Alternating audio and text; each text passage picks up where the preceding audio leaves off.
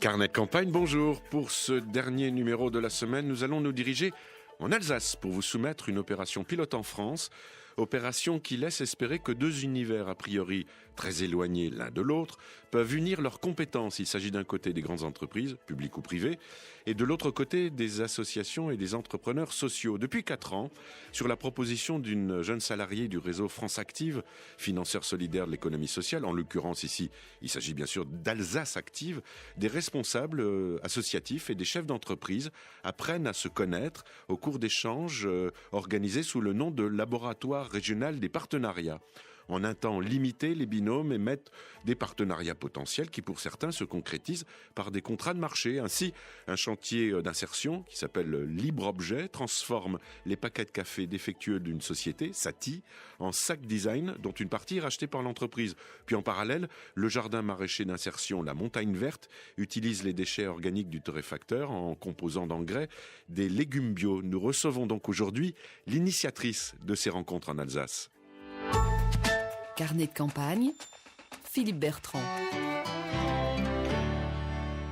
Cécile Dupré-Latour, bonjour. Bonjour. Cécile, vous travaillez au laboratoire, c'est un étonnant laboratoire des partenariats, on va expliquer le contexte, né il y a quelques années, en 2009, très exactement en Alsace, et vous êtes employé de l'association Alsace Active qui fait partie du réseau France Active. France Active, c'est le grand financeur des projets alternatifs en France aujourd'hui. Oui, c'est ça. Et en fait, du coup, on a une très bonne connaissance des projets de l'entrepreneuriat social sur les territoires, parce qu'il y a des fonds territoriaux dans toutes les régions de France Active. Donc, ça nous donne, on a une source hyper intéressante de savoir où en est tel projet d'épicerie sociale, de covoiturage, d'autopartage, d'insertion. Et du coup, on a voulu partir de cette richesse pour faire des liens avec les entreprises de notre territoire. Oui. Vous êtes parti quand même d'un constat parce que vous avez fait une étude pour savoir s'il y avait beaucoup de possibilités de rencontres entre les grandes entreprises ou entreprises traditionnelles et des entreprises de l'économie sociale et solidaire. Oui, c'est vrai, on a commencé par une étude pour voir un petit peu ce qui se passait déjà sur notre territoire et voir quels étaient les partenariats qui existaient déjà entre entreprises et associations. Et on s'est aperçu qu'il y avait déjà des belles histoires en 2009, mais qu'elles étaient peu nombreuses et que les gens finalement s'étaient rencontrés complètement par hasard. Et on s'est dit, peut-être qu'il y a un rôle à jouer pour que ces belles histoires de partenariat puissent se développer plus et que finalement ça se fasse pas par hasard de connaissances ou de rencontres, mais provoquer la rencontre entre dirigeants d'entreprise et dirigeants d'associations. Alors provoquer les rencontres et ensuite, ça c'est votre rôle à France Active, j'allais dire France Active, à Alsace Active, parce que c'est une opération, on va le souligner, c'est une opération test unique en France pour le moment. J'espère que d'autres régions, d'autres territoires vont vous suivre. C'est également de confirmer et d'aider à ce que le partenariat se fasse dans les meilleures conditions. C'est cela. En fait, la première chose, c'est montrer le champ des possibles. Montrer que finalement, un partenariat entre entreprises et associations, ça peut être de différentes formes, à la fois du mécénat, à la fois des pratiques responsables, des achats responsables, mais aussi de la co-construction vraiment de nouveaux services qui répondent à un enjeu sociétal. Et donc, il faut provoquer la rencontre. Donc, on fait des rencontres, des speed dating notamment. Ça, c'est pas beau. Alors ça, je vous arrête tout de suite, Cécile, je suis désolé. Mais alors tout ce qui est speed me fait peur. Donc c'est très rapide, autrement dit, ce sont des rencontres qui sont minutées. Ouais. Est-ce qu'on peut se dire beaucoup de choses en 7 minutes, c'est ça ? Oui, finalement, on a un format qui est contraint. Donc le speed dating, c'est court. Notre rencontre, ça dure maximum 1h15. Parce que on a tous plein de choses à faire. Et surtout dans le cadre professionnel. Et donc on n'a pas beaucoup de temps. Et donc, on attire les gens par le fait que ça va pas durer longtemps. Et nous, le but, c'est qu'en minimum de temps, de leur donner envie ensuite de s'engager.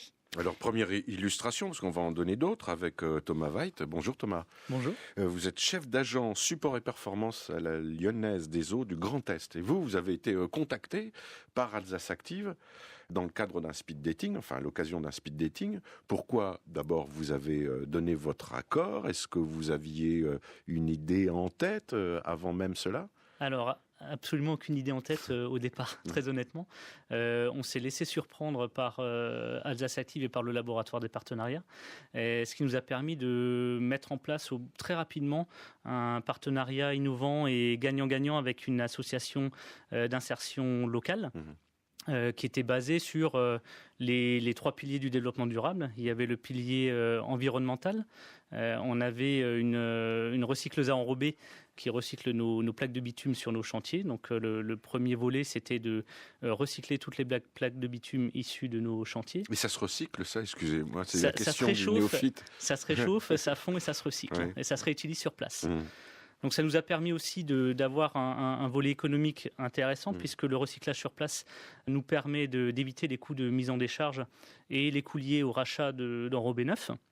Et enfin, le plus important à mes yeux, le volet social, puisqu'on a confié cette activité à une association d'insertion qui, par ce biais-là, a eu l'occasion de, on va dire, ajouter des compétences à celles qu'elle avait déjà. Et nous, ça a permis à nos agents de se recentrer sur leur cœur de métier. Il s'agit de l'association départementale d'entraide et d'insertion sociale. Vous avez signé un contrat avec cette association d'insertion ? Oui, on a signé un contrat. Et sur quelle durée ? On s'est donné 4 mois d'abord pour tester et pour voir si des deux côtés, on était satisfait, nous, de l'appréciation et de la qualité de l'appréciation, et eux, de l'apport que ça pouvait avoir pour l'association. Au bout des 4 mois, le constat a été très positif des deux côtés. Donc on a signé aujourd'hui un partenariat qui est de 2 ans, mais qui est renouvelable, et j'espère qu'il va se renouveler au-delà des 2 ans. Est-ce que vous aviez des préjugés négatifs à l'égard de l'insertion et des associations auparavant ? Négatif, moi personnellement non, mais effectivement on a toujours des préjugés par rapport au monde associatif sur le sérieux ou la qualité du travail qui peut être fait, mais avec l'expérience et avec le recul, on s'est rendu compte que tout y était, la qualité, la motivation et la flexibilité au niveau de l'association qui découvrait un nouveau métier. Merci pour ce témoignage parce qu'il est important. Alors, il y a de nombreux autres avec Cécile Dupré-Latour, qui est notre invitée des carnets de campagne, avec Thomas Veit aujourd'hui, pour parler de ce laboratoire régional des partenariats. Si vous nous rejoignez, je rappelle, c'est une expérience unique menée en Alsace, avec l'association Alsace Active, membre du réseau France Active. Le laboratoire Cécile Dupré-Latour, en tant que tel, c'est un statut associatif aussi ? Pas pour l'instant, parce qu'on a expérimenté au sein de l'Alsace Active. On s'est donné le droit d'essayer, d'affiner nos méthodologies, de montrer qu'il y avait un intérêt. Et justement, là, on est en train de réfléchir à donner plus de poids à ce labo des partenariats et à définir une gouvernance. Donc ça, c'est en cours. On est en train de s'appuyer vraiment sur des acteurs comme Thomas ou comme plein d'autres et de voir quel rôle ils peuvent jouer aussi, non seulement pour bénéficier des méthodologies qu'on a mis au point, mais aussi pour s'impliquer au sein du labo. Jusqu'à présent, donc depuis 2010, date du premier speed dating au mois de mars, je vois votre bilan pour l'instant, évidemment provisoire, 63 partenariats initiés accompagnés à ce jour, 11 événements de rencontres organisés en 2013 en Alsace, 92 entreprises, 107 associations, 25 collectivités, 12 universitaires. Donc les collectivités interviennent aussi dans ces rendez-vous ? Oui, bien sûr. Et c'est vrai que les collectivités en Alsace ont vraiment été moteurs dans l'émergence de ce labo. Donc on a vraiment le conseil régional d'Alsace, le conseil général du Bas-Rhin, la communauté de communes de Strasbourg, qui nous ont soutenus non seulement pour lancer notre activité, mais aussi pour tester des méthodologies pour leur projet de territoire. Et l'idée, c'est de voir comment associer les différents acteurs. Parce que pour un politique ou un élu, c'est pas si simple de travailler avec les entreprises et les associations de son territoire. Ça demande de se décentrer. Puis on considère que ce sont 2 univers à part, de toute façon, et on voit mal l'association d'emblée. Donc voilà, en tant qu'entreprise, comment je fais un pas pour travailler autrement ? En tant qu'association, comment je fais pour aussi m'ouvrir à d'autres partenaires ? Et en tant que collectivité, aujourd'hui, j'ai pas une réponse à tout sur l'intérêt général. Donc, comment je fais pour impliquer plus les autres acteurs sur mes problématiques ? Est-ce que d'autres régions vous ont sollicité ? Parce que ces premières expériences sont tellement positives que ça doit vraiment appeler à de nouveaux candidats ailleurs. Oui, alors c'est vrai, en 2014, J'ai fait beaucoup de voyages pour aller dans d'autres régions et pour voir un petit peu comment ça se passait ailleurs, parce qu'il y a aussi des prémices d'action dans ce sens. Et avec une association qui s'appelle Le Rameau au niveau national, qui travaille sur ces partenariats entre entreprises et associations. Aujourd'hui, on veut lancer des rencontres de pionniers de ces alliances entre entreprises et associations au niveau national pour que toutes les régions puissent échanger sur ces pratiques et qu'on puisse avancer ensemble. Et donc la première rencontre aura lieu le 8 janvier 2015. Et je peux vous dire qu'il y a déjà plus de 80 acteurs inscrits qui viennent de régions de partout de France. Exemple, alors on revient, Thomas Veit, à la Lyonnaise des Eaux. Vous représentez le Grand Est. Dans la Lyonnaise, des autres grandes régions peut-être prendre appui sur votre première expérience.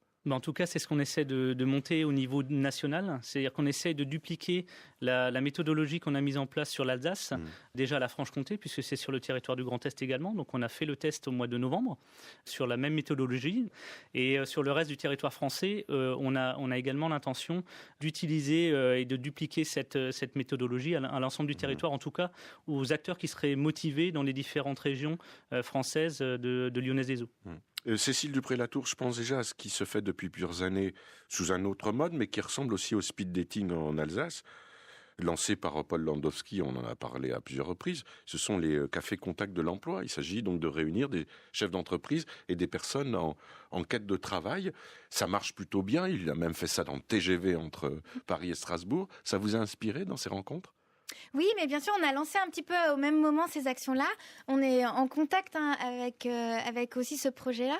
En fait, les gens, souvent, sont tout proches. Il y a des trésors cachés sur les territoires. C'est que les gens ont le potentiel en eux, mais il faut trouver les bonnes connexions. Et pour l'emploi, c'est la même chose. Et donc, vraiment, ces cafés contact emploi contribuent aussi à ça. Et donc, vous venez d'obtenir le prix des bonnes nouvelles des territoires ? Oui, c'est ça. Et c'est génial, on est très fiers parce qu'on adore ce titre, Les bonnes nouvelles des territoires, pour deux raisons. Enfin, on pense que vraiment, les potentiels de croissance, de réponse à l'emploi, à toutes les problématiques fortes auxquelles on se confronte aujourd'hui, les solutions, elles vont venir des territoires, de l'économie de proximité. Et puis, la deuxième raison, c'est que il y a des solutions qui existent, mais il faut leur donner plus d'ampleur et les mettre en valeur. Je donne encore deux exemples très rapides. Il y en a beaucoup dans les exemples de partenariats réalisés par ce labo des partenariats avec Cécile Dupré-Latour. J'aime beaucoup, alors parce qu'il n'y a pas uniquement de l'insertion, mais il y a aussi de la solidarité. IBM. Alors IBM, qu'est-ce que IBM peut apporter en Alsace ? Peut apporter par exemple un service informatique au profit de la banque alimentaire. Et de si la banque alimentaire en a besoin. Là, il n'y a pas de bénéfice réel direct. C'est un service apporté. Sauf que pour les employés, les salariés d'une grande entreprise, c'est une manière de se rendre utile davantage et puis de concrétiser aussi au moins une action dans son travail dont les bénéfices sont visibles aussitôt. Puis évidemment, on renforce son ancrage territorial. Puis un autre que j'aime beaucoup, c'est un atelier de réparation de vélos, donc il répare tous les vélos du parc de cycle de la Poste en Alsace. Ouais, c'est ça, tous les vélos d'Alsace, ça en fait, oui c'est ça, des postiers, sont réparés par des structures d'insertion du secteur adapté. Et puis aujourd'hui, c'est en train de se diffuser dans les autres régions, parce que la Poste, potentiellement, ils peuvent le faire partout. Absolument. Pour rejoindre le labo, c'est très simple, l'adresse c'est lelabo-partenariat au pluriel.org et vous pourrez entrer en contact, d'abord visualiser les partenariats déjà signés et concrétiser, et puis entrer en relation avec Cécile Dupré-Latour. Et merci à vous, Cécile, et merci à Thomas Veit. Merci. Merci beaucoup.